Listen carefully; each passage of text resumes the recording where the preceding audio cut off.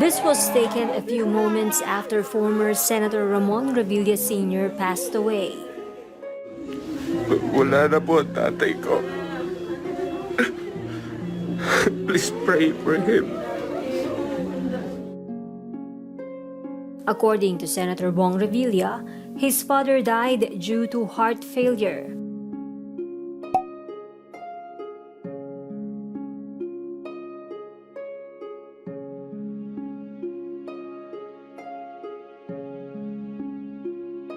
Before his death, Revilla was able to spend Father's Day at home.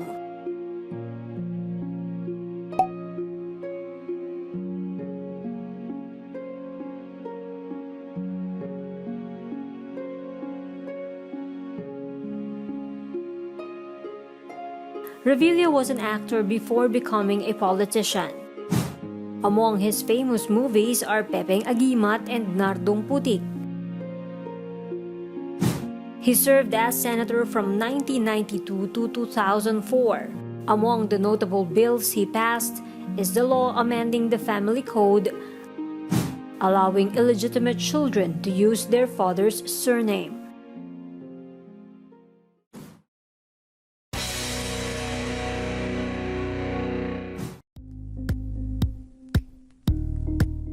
Thank you for watching Politiko TV. Please like and subscribe to our channel for more videos.